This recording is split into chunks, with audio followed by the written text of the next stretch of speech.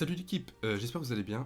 Je pensais pas être de retour aussi vite sur ma propre chaîne, mais il s'avère que cette nuit, Anthony Joshua a mis un gros KO au deuxième round à Francis Ngannou. Il l'a endormi carrément.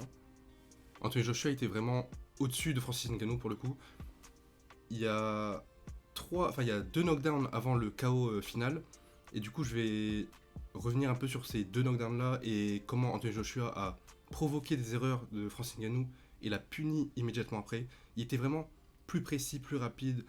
Il y avait vraiment un cran d'écart entre les deux. Pour résumer rapidement, Anthony Joshua il a installé son jeu, il a instauré sa distance très vite dès le début du combat. Et ensuite, dès que Francis Ngannou faisait la moindre erreur, il le punissait instantanément et il était tellement puissant qu'il le couchait quoi. Je vais juste vous montrer une première séquence. Dites-vous que la séquence que je vous montre là, c'est en gros ce que fait Anthony Joshua pendant les deux rounds de combat en fait. C'est-à-dire installer sa distance, ou en tout cas faire en sorte de garder Ngannou à la distance où il veut l'avoir. Donc là, il recule pour gérer et défendre les jabs de Ngannou. Et ensuite, il va feinter pour faire réagir Ngannou. Et il va vouloir ensuite jabber. Donc là, il feinte le jab au corps. Il fait reculer Ngannou. Il refeinte. Il y a la réaction de Ngannou en haut. Je sais pas si vous avez vu, mais Ngannou a voulu parer le jab d'Anthony Joshua. Et ici, il rejab au corps. Il ressort de la distance. Il fait globalement ça pendant. Je sais pas si rejab après, il refeinte le jab. Voilà. Mais globalement, il fait ça pendant tout le premier round. Avant le knockdown. Et pendant tout le deuxième round avant le knockdown aussi. Ngannou, il fait quelque chose de très spécial, c'est qu'il décide de passer en gaucher. Et là, ce que vous voyez, c'est Anthony Joshua qui envoie un jab, puis un direct au niveau du corps. Bon, l'image est floue parce que la qualité est pas bonne, mais le bras d'Ngannou, c'est ce que je mets comme trait ici. Il vient parer le direct au corps avec sa main droite. Donc, évidemment, comme vous pouvez voir là, son visage est ouvert. C'est le premier moment où il est passé en gaucher et directement, Anthony Joshua a envoyé cette combinaison-là. Une fois qu'il a envoyé au corps, Anthony Joshua va feinter cette même attaque, il va avoir exactement la réaction qu'il veut de Francis Ngannou. Il vient de feinter, le bras de Francis Ngannou est encore une fois descendu ici pour parer un potentiel coup au corps. Il y a eu beaucoup de jabs au corps avant, et juste avant là, il y a eu le jab direct au corps. Et Ngannou veut défendre ça, et Anthony Joshua a la réaction qu'il veut, donc maintenant il va juste remonter à la tête. Il vient juste prendre son temps, jouer un peu avec le bras avant de Francis Ngannou, et maintenant qu'il a sa réaction, il sait qu'il peut envoyer le jab et ensuite le direct à la tête. Et c'est exactement ce qu'il va faire. Vous allez voir la réaction du bras de Ngannou d'ailleurs. Le bras de Ngannou, il est carrément descendu ici. C'est vraiment descendu pour défendre un direct qui viendrait au corps. On pourrait aussi dire qu'il passe en mode un peu Philly si vraiment on veut croire ça, mais bon, c'est pas le cas. En vrai de vrai, il voulait vraiment défendre le direct au corps. Et du coup, le bras droit de Joshua passe en plein milieu. Il touche le menton de Ngannou et Ngannou tombe. C'est le premier knockdown du combat et c'est un gros moment pour Anthony Joshua déjà à ce moment-là dans ce combat. Du coup, comme je vous ai dit, Anthony Joshua il a passé l'entièreté du combat à instaurer sa distance d'un premier temps et ensuite l'imposer à Ngannou avec les jabs et avec les feintes de jab. Dans le deuxième round, il le touche fortement une première fois et c'est à un moment où Ngannou veut rentrer dans la distance que Anthony Joshua a déjà imposé et donc il le punit. Vous voyez qu'ici il joue avec son jab, il prend pas le jab de Ngannou en retour.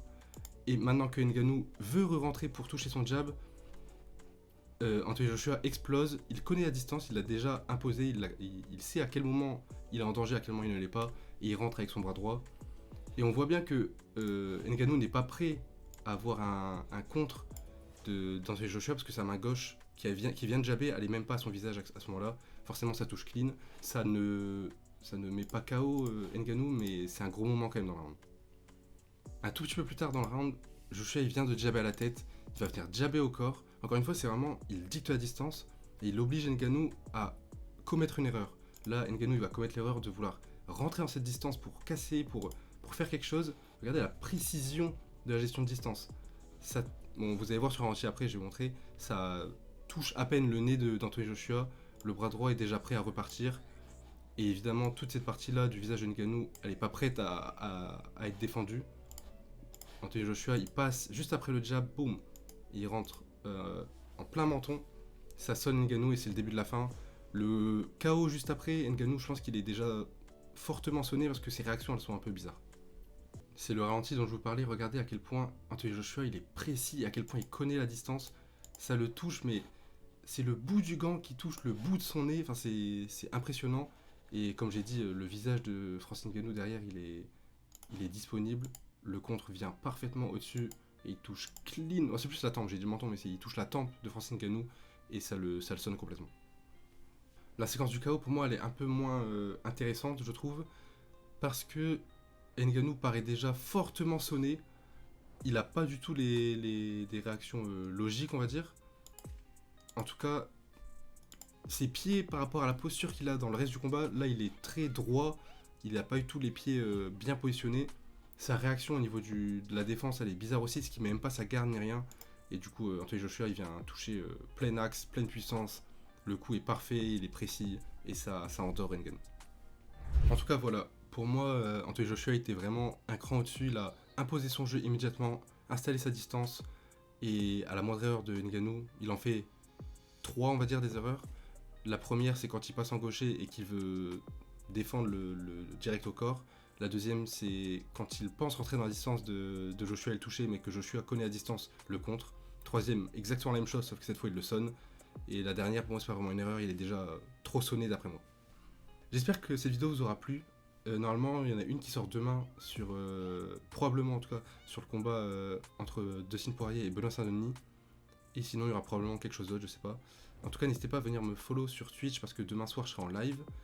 Et vous pouvez aussi venir me follow sur Twitter parce que je fais le scoring des combats de l'UFC en direct. Sinon, je vous souhaite un bon week-end. Bisous!